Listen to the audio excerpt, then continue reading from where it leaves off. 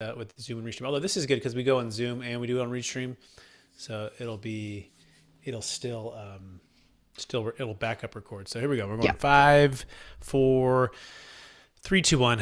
Hello and welcome to another episode of the Capital Gains Tax Solutions Podcast, also streamed on Expert CRE Secrets Podcast, where we believe most high net worth individuals and those who help them, they struggle with clarifying how to grow and preserve their wealth, whether through exiting real estate and or building businesses, also exiting highly appreciated assets and deferring capital gains tax. Hey, I'm your host, Brett Swartz. In each episode, I'm joined by some of the best real estate, financial wealth, cryptocurrency, and business minds in the world, where they share their ideas, deal stories, and inspiration. So together we can make complex tax referral strategies simple and passive income plans achievable. I'm also joined at times from some amazing leaders and or those that kind of cross over to multiple things. And our guest is here to add some value and help us to level up our leadership. She's out of Melbourne, Australia, and she has a system or method for leadership that's defined as BRAF. And it's a method that is in that safety system. It's surrounded by clear, defined boundaries, underpinned by relationships, accountability, feedback, and trust.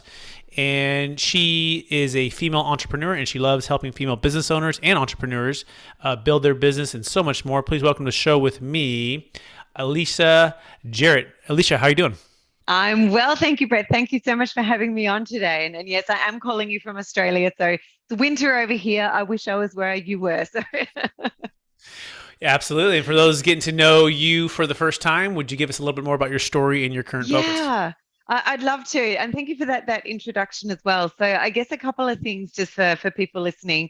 My background was actually in a lot of leadership consulting and people development for more than 15 to 20 years. But for the last 5 years or so, my partner Matt and I have been actively investing in real estate in the US. So we now have 4 companies in the US with a combined team of over 19 across those companies. Anything from we're doing real estate investing, real estate marketing for other real estate investors. We've got a data business that we're doing, and we're also building some apps to help with real estate investing too. So when I was listening to your introduction, Brett, I guess we're more on the real estate strategy side, but also the business world side, entrepreneur side, but equally leadership, which is something I'm very passionate about. So yeah, I guess for me as well, leading my own teams throughout my career, then going into having my own consulting practice for more than a decade, where I was teaching other organizations and leaders about leadership. Because let's face it, a lot of people love what they do for a living, but leading a whole group of people in that space is a totally different skill set. All the way through now to having our global team. I really find that there's a passion in what makes good leaders, and what creates a really good leadership environment for people to just be their best. And hence why I've got my own little methodology that I've really tried to put into practice over the years and use to teach other leaders as well, Brett. Amazing. And we're going to dive into all of that and leveling up your leadership with Alicia Jarrett. If you want to connect with her right now, you can actually go to superchargedoffers.com. That's superchargedoffers.com. But before we go there, Alicia, I believe we've all been given certain gifts in this life, and these gifts have been given to us to be a blessing and help to others. So I want you to go back to your earlier days, your younger days, and Yep. think about maybe a gift or two or strength that you believe you were given. And what are those, and how does that help how you help and bless people today? Yeah, I think that's a really interesting question. So one of them, which might not have felt like a gift at the time, but one of the things that got me really passionate about leadership is very early on in my career, I was led by somebody who was probably the worst leader I've ever experienced. Very much command and control, not letting people be their best and clipping people's wings, and very much leading from a place of fear. Now, at the time, I thought that was the worst experience ever. But what it forced me to do is to really look at, well, how can I be better when it comes to me and how I lead people? So I look at that as an awesome gift, because sometimes the gifts that we receive in life, they're not always positive. Often they're due to learning experiences and how we grow through those learning experiences as well. The other gift I would say is that one conversation I had way back when I was doing some business coaching, and there was a person I met with, a wonderful Paralympian called John McLean. He's based here in Australia. He's done the Hawaiian Ironman a few times without the use of legs, so he's pretty incredible. But we were having a conversation one day, and we were just talking in general about him doing some coaching for some leaders in my organization, and conversation just got, when you just have those conversations, Brett, where you leave the conversation, go, wow, that was such a good chat. And we left the conversation, and he said to me, just before you leave, AJ, a lot of people call me AJ, by the way. Have you ever thought of going a different direction and maybe starting your own business coaching and really looking at how you coach leaders? Because you're actually pretty good at this stuff. Now, at the time, I was a human resources director and in organizational development. And just that one sentence that he said the very next day, this is going back 15, 16 years ago now, the very next day I put a plan in place to go and get a qualification, do some study, leave my job and start my own practice. So again, sometimes these gifts that we get, Brett, come in different shapes and forms. And often it's not where we expect it. Amazing. Absolutely love that. So you learn for what not to do from poor leaders, and then you had someone speak into your life about being a leader and coaching leaders and taking all of that knowledge and wisdom and your success in your previous careers to help other people. Is that a fair summary so far? Yep. That's a pretty good summary so far. Fantastic. So let's dive right into leveling up your leadership.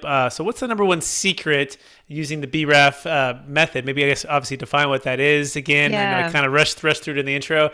And then the number one secret to leveling up your leadership using it. Great. Before I go through the methodology, there's a couple of things I want to state up front.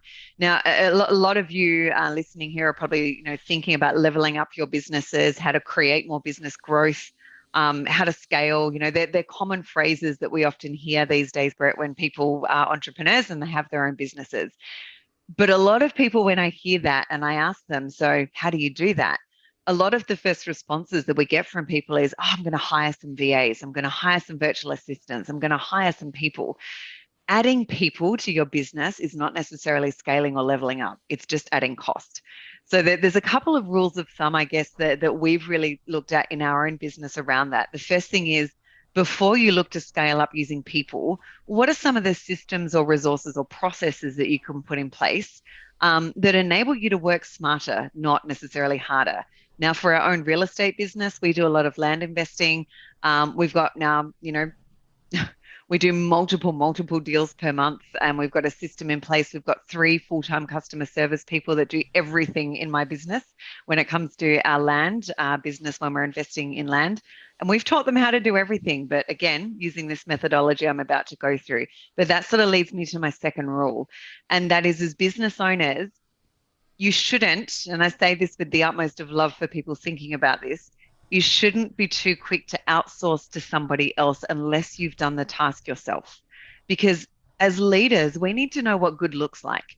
We need to know how to measure success. We need to know, how do we want our own businesses to run so that when I'm putting somebody else in to do that, I can really set up a service level agreement, a way of working, a system or a process that's going to get me the outcome that I'm looking for. Way too fast and way too often, Brett, I see a lot of people that want to scale or level up, just put what I would call bums on seats. That's what we'd say here in Australia. Put bums on seats and get people in place. And then they've just created another job for themselves managing people. So let's just start there. But let's just say that, coming back to your original question, that we've done the work ourselves. We've really defined our systems, processes, ways of working. We've looked at what good looks like for our own businesses. And now it is time to get some people in place. Well, how you lead those people and how you set them up for success will then dictate your own successes in your business. And too often, I see people cycle through virtual assistants very quickly, waste of time and money and resources. I see people ending up spending their time fixing problems that their team might have, done inadvertently. And you see all these common issues that come out when people try to grow. But for me, it's about establishing the right, culture in your team. So is it okay, Brett, if I go into the methodology now and kind of break down what I mean Of by course, yeah, culture? but make sure I captured it so far, right? So the first thing is you don't want Yeah. to add too much to people. Adding people is not necessarily leveling up. So understanding that you might need some systems and processes in place to help you with what you already have going. Number one. Number Yep. two, don't be quick to outsource to others until you've done it, so you can define it itself. The first time I did a renovation, grew up in the house by my mom and dad doing construction and a ground up development in the Bay Area. But then I bought my own house and I had contractor friends and my dad, but I said, hey, let's do it ourselves. A, to save a little bit of money, but B, also exactly what you said. Like I wanted to be able to go through it in detail myself on my own property, so that in the future, I could know, what it is it's going to cost, why it's going to cost that, what are the steps, how to negotiate, how to get through 100%. it, right? So there's a method to that. So is that what you're saying? Is that a fair summary? 100%. Yeah. And we did that where, like, before we got into doing vacant land, we did houses and fix and flips in the US. One of our first properties, we went over and did demo day. We went over and went to, all the different, I'm trying to think of the huge hardware chain over there. Home Because over Depot. here it's called Home Depot. Thank you. Over here it's called Bunnings. But we went to Home Depot and scoped everything out and did all of that and put pricing sheets in place. So you've got to kind of get your hands dirty as an entrepreneur. And I think that's really important. Absolutely. So let's dive right into the to the method and how it works and give Yep. us some wisdom there. Sounds great. So in putting people in place, I really think it's important as a leader to establish the ways of working, but create an environment that gets the best out of your people. Because a lot of the times you're going and hiring somebody for a particular task or outcome, but they're trainable. When you get the right people in your team, people are trainable to do so much more than often what you're just tasking them to do. And I think our role as leaders in business is to unleash that potential in people and really try and extract as much value as we can. So where does that start? First of all, it starts with, I call it the B raft or raft B method. The B is about the boundaries. And I think determining boundaries, my experience is that a lot of leaders will bring people into their business and they'll say, this is your job. This is it. You can only operate between here and here. But often the boundaries need to be here and here. So in our business, even for our land business, for example, in our systems and processes, being our CRM, the way that we calculate our offers, everything like that, we actually have set that up for our team to be able to negotiate with sellers, negotiate with buyers, do deals without me, because I've given them the right framework and boundaries to know where they can work within and at what point they need to come to me for either escalation or confirmation. So my team does deals without me even knowing. And all of a sudden I'll get on a call with my team, which I do daily. They're like, AJ, we got 3 more properties under contract today and here's what they are. And I'm like, awesome, guys, So it's really about letting go of control and setting the boundaries for your team for them to do their best job within. And what's interesting, Brett, in that is when we give people more breadth to be able to do more, experience more, and take more responsibility, if you like, you end up getting more out of them. They end up being their better selves because they don't feel restricted with things. So setting those boundaries as to how you want people to work is the main thing. Then it's about the raft. And the raft to me is the mechanism called almost like the safety raft, right? We're on a boat, something's happened and we're putting out the safety raft. So how do we ensure that we've got a safety raft all the time for our team? Where we start with the R is relationships. Now, as business owners, when you're putting virtual assistants or, virtual customer service people in place or any team members, our team, Brett, goes over 6 different countries. But when you're putting those relationships in place, introduce your team to the people that you know to widen their network. So my team, if I think about my land business, my team now knows our realtor, our title agent, our probate attorney. I've introduced them to all of the people that I have relationships with so that they can strike up conversations and take initiative where they can. So when we help other people broaden their networks and relationships, we get an environment where they feel supported and included, and they can also work for the greater good. So not everything has to come to me. They can utilize those relationships where they can. The A. Hold on, pause. There's so much value here. You just got to pause here. Okay? This is incredible. Okay. All right. So you mentioned creating an environment to unleash the potential in people, right? and with that, setting some boundaries, but really don't limit your mind on what your team can do. Release some of that control, actually expand the boundaries, and give them an opportunity to perform at their highest level. Hey, by the 100%. way, there's something that in maybe what you tell me what you think. It's a book called Run Like Clockwork, and they talk about the 4 Ds. There's design, there's delegate, there's decide, and there's do. And to the extent that the founder, the visionary, or the head, the leader of the company is in the do and decide mode, like doing the work and deciding the work, all that stuff, is to the extent that they slow the business down. To the extent that they're in the design and the delegate is to expand the business. Any thoughts on that, Alicia? Could not agree more. And it really comes back to that, the old saying, you're working on your business or in your business. And if you are spending all your time in your business, in the minutia, trying to manage and control people on a daily basis, you're not letting your business grow, because part of letting your business grow is letting your people grow with it. And really, yeah, those 4 Ds resonate with me 100%, Brett. Yeah, absolutely. And so, okay, cool. So good. And then you said, I like the way you said this too. Introduce people to all of your network, and that's a good point, because at the end of the day, it is the relationships in which we have, and it's that old saying, or not even that old saying. It's just the habit that Henry Ford practiced when he built Ford Motors, and he said he had this Rolodex, right? And something would come up, and he always knew who to call, right? And so what you're saying is make sure that your team knows who to call and has that introduction and has that relationship you've introduced them to, so that A, they can call that person and solve that problem, and or B, that person can call them. They don't always have to call you. Is that what you're saying there? Correct. Yeah. And they feel when they've got access to my relationships that I've worked hard to put in place, they feel more connected to the business. It's like, oh, AJ's given me access to be able to just, speak to our realtor direct. Or if I think about our marketing business, our content team knows our design team now, and our development team. They're all separate, but they all now know each other, and they have now collaborated together on things and come back to me before there's even a problem that's been brought to me. They've sorted out the problem together. They've worked together on stuff, and really creating that space where it's like no one role is any more or less important than the other. We're all in this together. I love it. I think it makes sense, but it's not necessarily intuitive, right? Like, it's not. Think about it. A lot of people are like, I want to protect my relationships, or I get to talk to that person, and it is counterintuitive. I agree.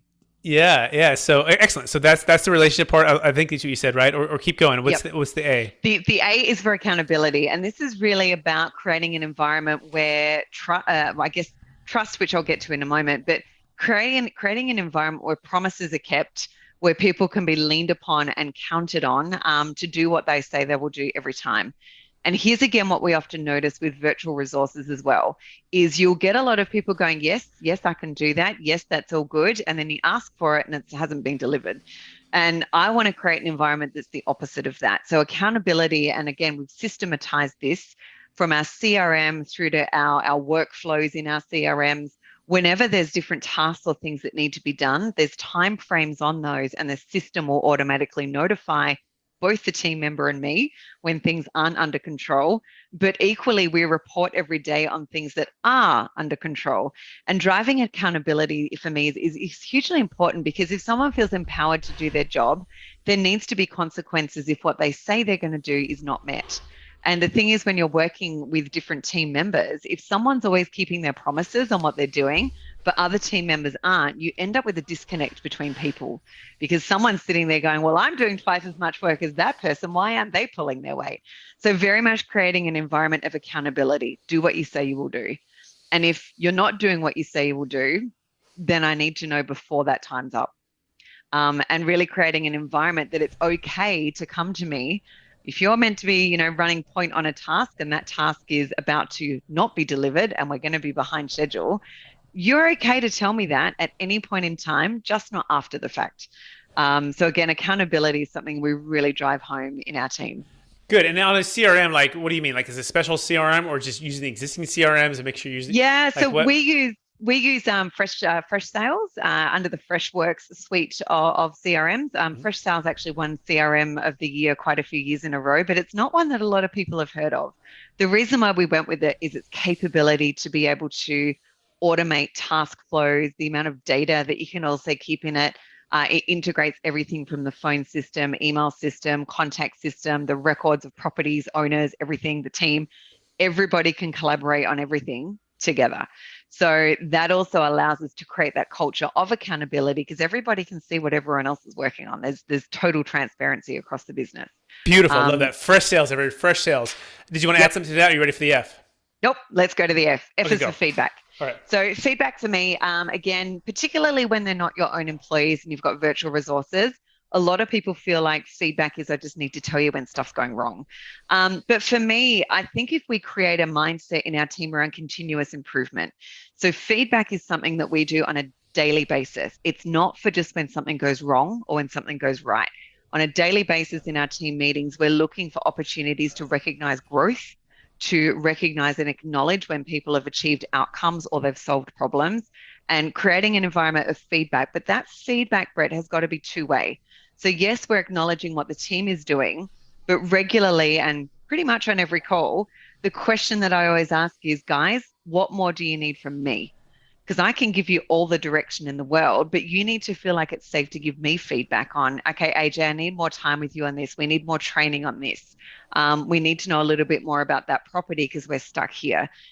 Feedback has to be a two-way street. And don't save feedback just for when things go wrong. Make feedback part of the everyday conversation.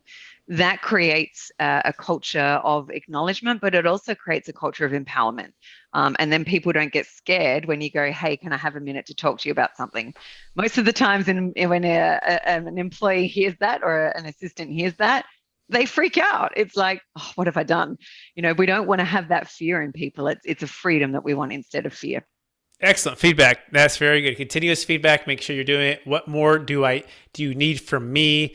And then you want to encourage and reward and acknowledge growth and people that are solving problems. Love that. What does the T stand for? The T is for trust. The biggest one in my mind, which is really about how do you bring your whole self to work without judgment and be able to be vulnerable? There's a lot of work that Brene Brown has done over the years on this one as well, but bring your whole self and be vulnerable and create a space where you feel like you're part of a tribe and that you know that your tribe's got your back. So, a sense of belonging is really what I'm getting to here. When you've got disparate teams, so as I said, we've got our team of 19 is across 6 different countries. They've never met face to face, but they feel like a family. And it's because we've created that environment of trust that we're very transparent with everything that's going on. We recognize that people can bring their whole selves to work. So, if you've got something going on in your life, let us all know about it, good, bad, or otherwise. If you know that you feel like you're part of something bigger than just yourself and your job, and that you've got a team there to back you. Now, again, you can systematize part of this. So from a CRM perspective, we can see on a daily basis when one team member is overloaded with work to do and some aren't. And so we've created a report and an environment that says, I'm not going to ask you guys to look at that, but every morning at 9 a.m. when you start, a report gets emailed through. And if you can see that this team member's got this much on their plate and you've got this, the expectation is that you jump in and say, hey, how can I help? Give me half of that and I'll help you out. And creating that environment where they really trust each other to back up each other on their work. And that has gone leaps and bounds in terms of, the outcomes that our team actually gets. Amazing. We're running out of time. You ready for the lightning round? Go for it. All right, know what you know now. AJ, if you could go back to your 25-year-old self, what's the one golden nugget you'd make sure to tell yourself to do? Jump then and don't wait for another 10 years' time. Just jump and know that the universe, if you've got your goals in place and you know what you're striving for, the universe will conspire to get that success happening. Love that. Yeah, it's like a Jim Rohn quote, right? Those that are, yeah. I don't know all the details, but thoroughly, have a resolve, the universe will get out of the way. So excellent. What's the number one book you've recommended or gifted the most in the past year? Yeah, number one book I've recommended is The E-Myth by Michael Gerber, which is the entrepreneurial myth. And I think this comes back to some of the stuff in that B raft I just spoke about, right? And the 4 Ds that you just spoke about. So many people are good at what they do. They're not necessarily good at running a business or multiple businesses in that as well. It's a totally different skill set. So the E-Myth, being the entrepreneurial myth, really unpacks that you might be an amazing hairdresser. It doesn't mean you're going to be great opening 4 salons. And I think we all need to think about that in our businesses. We might be great at doing real estate deals, but can we manage a team of 10? Can we multiply a business by 5? So the E-Myth by Michael Gerber is what I'd recommend there. Phenomenal. Question number 3. What are you most curious about right now? It's going to be more of a selfish one. I'm curious about getting back out and traveling the world. We recently had a little vacation over to Bali, Indonesia, and my partner Matt and I are world travelers. So I'm curious to get back out to some of our favorite spots in the world and start to explore, because our business, our main goal is that we can work from anywhere in the world. As long as we have a laptop and a phone and good Wi-Fi, we can work from anywhere. So we want to get back out and test that. Phenomenal. Love it. Last question. Well, actually, second to last question. What's the number one leadership quote or theme that you strive to live by? Oh, for me, it's actually an acronym that I came up with many years ago, and it's in one of the things I spoke about before, and it's DWSIWID. Do what you say you will do. When you're a leader, when you make promises to people, or even when you are a business owner and you make promises to your customers and you say you're going to deliver something, you better damn well deliver it. So do what you say you will do. Because the minute we say that we'll do stuff and we don't, the other person feels let down, and all of a sudden we see a decline in relationship and a decline in business. So that's my biggest one. Amazing. Last question, AJ. After all your success helping all the people you've helped, inspiring all the people you've inspired, building all the businesses you've built, how do you stay centered in your values, and how do you stay encouraged to charge forward to reach even higher heights? Yep. How I stay centered in it is my partner Matt and I have a regular conversation every week about, are we on track with our goals? Do we still feel like there's alignment there? Are we still looking out for each other and our own health and things as well? So we have a deliberate, regular check-in on all of that stuff. And what was the second part of the question, Brett? How do you stay encouraged to charge forward to reach new heights or new goals? Like, you keep accomplishing a lot, and like, what gets you just, going and passionate and on fire again for the next thing? Big goals. It's a consistent strive for growth. I guess that really comes back to our own personal values and our attitudes about being business owners. Is we're not often satisfied with the status quo. So it's always about, okay, so we got to there, how can we make that better? How can we get that more efficient? How can we grow that even more? Matt and I have some pretty big goals that we have up. I can't show you them. They're right behind me here. But we've got some pretty big goals that we have up. So we've always got that end goal in mind. And every decision that we make has to then be centered around, does that move us more towards our goal or not? AJ, it's been more than a pleasure. I know I'm better for it. My audience is better for it. Having you on the show and sharing your wisdom with us. I want to thank you for being on the show. I want to encourage you to keep using your gifts, which is learning what not to do from those who maybe aren't such great leaders or have poor experiences. And also using the gifts of coaching others, right? Coaching the leaders and adding value to help people grow their business. For our listeners who want to get in touch with you, what's the best place for them to find you? The best place is probably with our marketing company, which is called Supercharged Offers. So they can go to superchargedoffers.com. They can email me direct, which is Alicia, Alicia, at superchargedoffers.com. Or if they want to book some time with me to talk about their businesses, particularly if they've got a real estate business that they want to unpack and look at their growth strategies around that, they can give my team a call on 888-538-5478, and we can jump on a call and book some time free of charge. Amazing. Thanks, AJ. And I also want to thank our listeners for listening to an episode of the Capital Gains Tax Solutions Podcast, also streamed on Expert CRE Secrets Podcast, where we believe most high net worth individuals and those who help them, they struggle with clarifying their capital gains tax deferral options. Not having a clear plan is the enemy. Using a proven tax deferral strategy, such as the deferred sales trust, is an amazing way for you to exit, and or becoming an expert commercial real estate broker using strategies such as leveling up your leadership and leveling up the way that you build teams is the probably the number one way to grow your business, so you can exit and maybe have a capital gains tax event, which we can help you out with. If you're interested in learning more about what we do and how we can help you, you can go to capitalgainstaxsolutions.com. Also look for the new book that's going to be dropping here soon, Building a Tax Deferred Exit Strategy. We have some really smart people like Kevin Harrington from Shark Tank. He'll be in the book, and a number of other commercial real estate syndicators and operators and a bunch of other smart people. So if you want to check that out, love for you to support. Please rate, review, subscribe to the channel, to YouTube channel, to iTunes. Share this with somebody who could be inspired today. AJ brought the wisdom and so much more. So we appreciate all of that support.